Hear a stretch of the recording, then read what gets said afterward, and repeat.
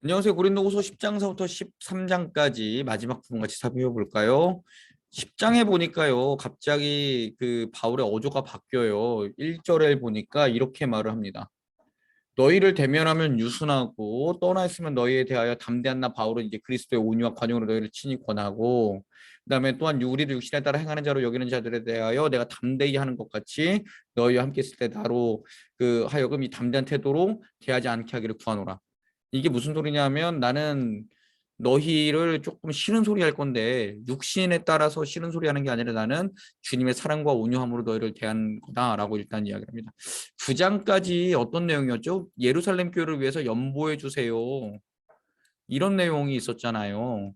그런데 이 연보해 주세요 막 이러다가 갑자기 말이 확 바뀌어요. 이 어조가 왜 바뀌었을까요? 바울이 기도편에 보낸 그 편지의 내용이지 않겠는가? 고린도 교회에 어려움이 있다라는 얘기를 듣고 바울이 제일 처음에는 그냥 고린도 교회 편지를 하나 보냈었고, 그 다음에 그것에 대해서 사람들이 와서 응답을 했는데, 이게 지금 굉장히 교회가 어지럽다라는 얘기를 듣고 편지를 한번 더 써보냈어요. 그게 고린도 전서의 내용이 있고요. 근데 이것만 보내고 나서 안심이 안 돼가지고 에베소에 있던 바울이 배 타고 고린도에 갔죠. 거기서 이 사람들한테 완전히 이렇게 좀 문전박대 당했습니다. 그래가지고 바울이 에베소에 와가지고 디도편에 막 편지를 막 써서 보냈죠. 그게 이제 굉장히 가혹한 편지라고 하는데 이게 이 내용이지 않겠는가. 그래서 디도편에 편지를 보냈어요. 이게 세 번째 편지. 입니다. 그랬는데 중간에 가서 중간에 디도가 올 때까지 너무나도 마음이 아파가지고 에베소에서 빌립보까지 막 가요. 빌립보에서 디도를 만나서 굉장히 기쁘다. 그래서 화해의 편지를 보낸 게 고린도후서의 내용이 좀 있었다. 이제 이런 내용들이 이제 고린도 전서 할 때 우리 고린도서에 개요할 때 이야기를 했었는데요. 한 네 번 다섯 번의 편지 왕래가 있었는데 이 내용이 그 문전박대 보내 당하고 나서 굉장히 세게 쓴 내용이 아닌가라는 게 10장서부터 12장까지 쭉 이어집니다.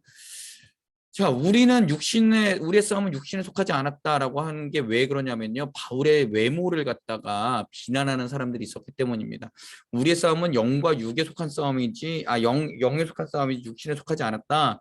지금 그 이야기를 하는 것은 자꾸 바울의 외모를 가지고 비하하고, 야, 그게 무슨 사도야. 야, 설교하다가 간질병 일으키고 설교하다 거품 무는 게 무슨 사도야. 눈도 안 보는 게 무슨 사도야. 대머리 까지는 무슨 사도야. 막 이렇게 바울의 외모를 가지고 육신의 약함을 가지고 뭐라고 하는 사람들이 있었다라는 거예요. 그래서 바울은 나는 육신대로 싸우지 않는다.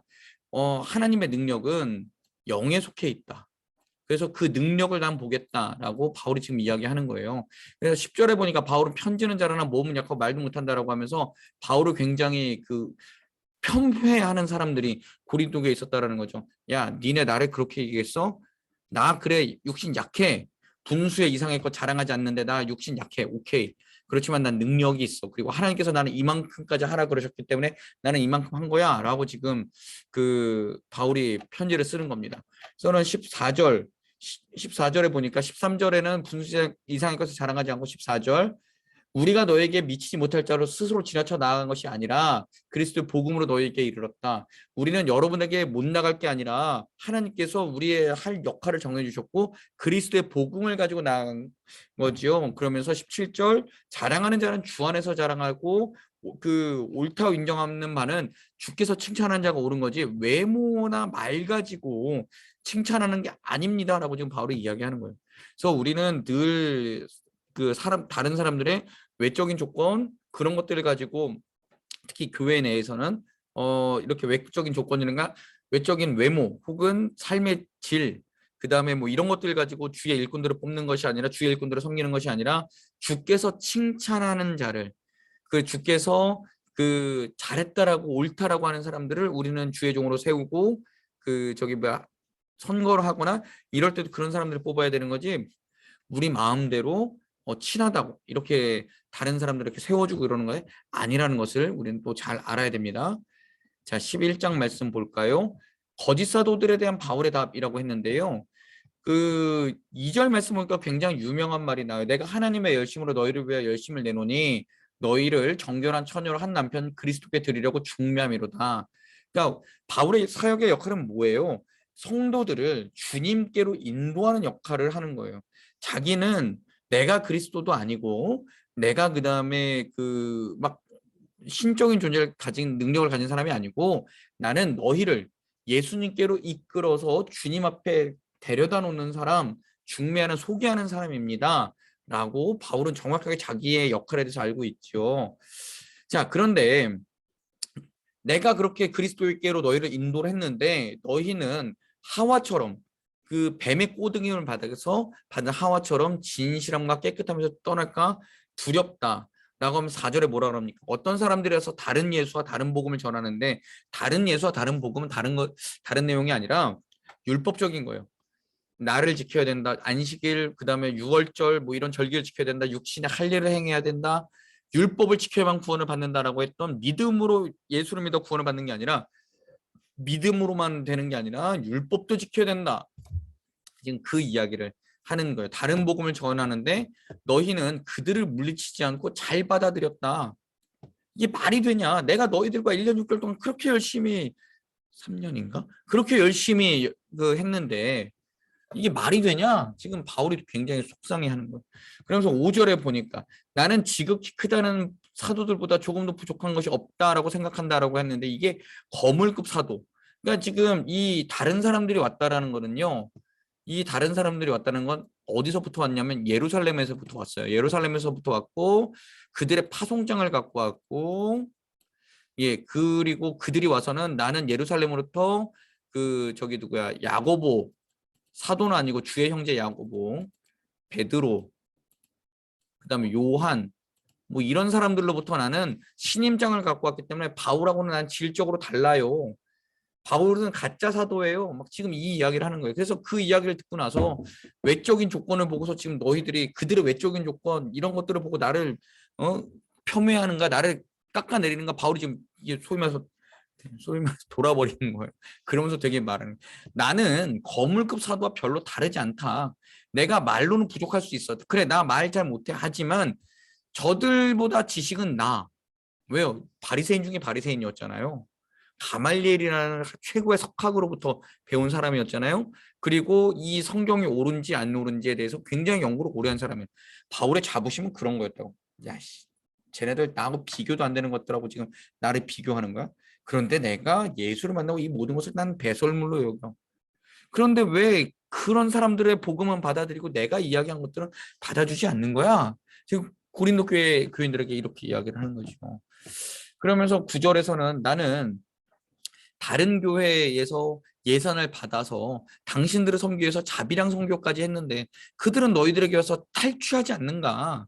근데 왜 나의 진심을 받아들이지 않고 그들의 이야기만 받아들이냐? 그들은 거짓 사도고 속이는 일꾼이. 근데 사탄도 광명의 천사로 변장할 수도 있어. 왜 여러분 내 진심을 받아들이지 않는 거야? 자, 보세요. 난 이런 사도입니다라고 하면서 이렇게 이야기를 합니다. 조금 자랑을 하겠다라고 하면서. 이거 굉장히 유명한 말이죠. 그들이 히브리인이냐? 나도 그러하다. 그들이 이스라엘인이냐? 나도 그러하다. 그들이 아브라함의 후손이냐? 나도 그러하며 그들이 그리스도 일꾼이냐? 나는 더욱 그러하다. 쟤네들하고 난 비교가 안 될 사람들이다라고 바울이 이야기해요. 나는 수고를 넘치도록 하고 옥에 갇히기도 더 많이 했고 걔네들 무슨 그러니까 이 고린도 교회는 거짓 사도들 말하는 거예요. 매도 예수를 위해서 수없이 맞았고 여러 번 죽을 것 했고 유대인들에게 40에서 하나 감한말 5번 195번 맞았다라는 거죠. 그 유대 율법에는 40번을 한 번에 때리면 안 돼요. 39번까지 때리고 쉬었다 또 39번까지 때리고 이렇게 때려야 돼요. 예. 그게 율법입니다. 그 다음에 3번 태장으로 맞고 돌로 맞고 3번 파손하고 일주일에 깊은 바다에 지내고 여러 번 여행하면서 강의 위험, 강도의 위험, 동족의 위험, 이방의 위험, 신의 위험, 광야의 위험, 바다 위험, 거짓 형제 중에 위험 당하고 수고하고 애쓰고 자지도 못하고 목마르고 줄이고 굶고 헐벗었고 나 이런 거 자랑하고 싶지 않은데 니들이 꼭 걔네들을 이렇게 따르겠다고 하니 내가 이렇게 했다는 거 한번 좀 알아줬으면 좋겠어. 그런데 이런 것들은 다 필요 없고 나는 정말 너희 고린도 교회를 위해서 염려하는 내 마음만 진실이니 너희가 좀 이것을 받아줬으면 좋겠어. 이 고린도 교회 교인들아 라고 그렇게 이야기를 하는 겁니다. 바울이 얼마나 마음이 아팠겠어요. 그래서 누가 약간 29절에 누가 약하지 아니하며 누가 실족하지 않으면 내가 알타하지 않겠느냐. 내가 정말 마음이 아프지 않더냐. 근데 내가 정말 부득불 내가 꼭 자랑해야 된다면 내 약점들을 자랑하겠다라고 바울이 이렇게 이야기를 한 거예요. 그러면서 12장에서 뭐라고 해요? 계속해서 이야기를 하죠. 여러 체험들을 자랑을 하겠다라고 합니다. 근데 왜 이런 이야기를 하는가? 고린도 교인들이 나는 무시하고 쟤들은 받아들이니, 야, 내가 걔들보다 더 뛰어난 사도야 라는 것을 말하기 위해서, 비교하기 위해서 난 이야기를 하는 거예요. 나 계시 받은 거 진짜 많아. 그런데 그런 것들 자랑하지 말라고 내게 육체의 가시를 주셨어. 7절. 예. 여러 계시기를 받은 것이 지극히 크므로 자만하지 않게 하려고 육체의 가시, 사탄의 사자를 주셨어. 내가 너무 자만하지 않게 하려고. 그래서 나는 지금 겸손하게 내가 자랑하지 않는 거야. 안 그랬으면 나 되게 자랑했을 거야. 내가 뭐 너희들에게 부족한 것이 뭐가 있어라고 되게 얘기했을 건데 그러지 않잖아. 좀 제발 좀 나 좀 받아들여줘 라고 지금 바울이 이야기하는 거죠. 그러면서 8절 3번이나 기도했는데 9절 내 은혜가 내게 족하다. 3번이나 기도했는데 여러분 바울이 3번이나 기도했으면 얼마나 열심히 기도했겠습니까? 근데 하나님이 주신 답은 뭐예요? 내 은혜가 내게 족하다. 그러니까 고쳐주신 것도 하나님의 은혜, 고쳐주시 하는 것도 하나님의 은혜, 하나님의 은혜가 족하다. 족합니다. 예, 주님. 그것이 하나님의 뜻인 줄 제가 알고 순종하겠습니다. 지금 그 이야기를 하는 거죠.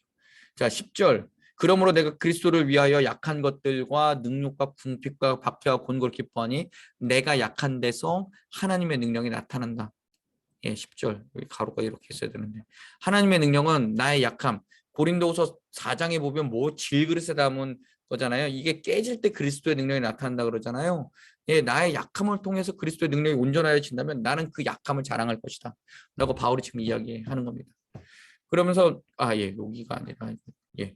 그러면서 이야기를 할 때 나의 약함은 그리스도의 능력이 내게 머무는 그게 다 그 은혜였으면 좋겠다. 내가 비록 약하더라도 그리스도의 은혜가 드러난다면 나는 그것에 대해서 감사하겠다라고 지금 이야기하는 거죠. 그래서 사도의 표는 정말 뭐냐? 모든 참음과 표적과 기사와 능력이다. 근데 그것들을 내가 너희들에게 다시 한번 가면은 너희들한테 요구하겠다. 정말 참음과 표적과 기사와 능력이 너희들한테 있느냐? 아니면 말로만 전하느냐? 고린도 교회 교인들이요. 정말 그것들을 한번 같이 한번 이야기해 보자. 바울이 지금 그 이야기를 하는 겁니다. 자, 14절. 나는 재물을 구하는 자가 아니라 너희를 구한다. 너희를 구해서 뭐 하겠다는 거죠? 11장 2절에 보면 예수께로 중매하는 자다 나는. 너희를 구해서 예수께로 나는 이끌어 가고 싶다. 다른 것 나는 구하지 않는다. 재물 나 필요 없다. 돈 안 받아도 된다. 오로지 너희가 예수를 믿어 구원받는 것만 나는 구한다. 그래서 너희를 위해 나는 내 재물도 사용할 것이고 내 자신도 줄 것이다. 고린도 교회 여러분이요. 나와 내 동료가 너에게 착취한 것이 있는가? 없다. 절대 없다. 나는 오히려 내 모든 것을 불살라서 너에게 줄 자신이 있다. 그러나 그들 사도들은 이런 자신이 있겠는가? 없을 것이다. 고린도 교회 교인들이요. 정말 진짜 사도는 누구인가? 확인해 보자.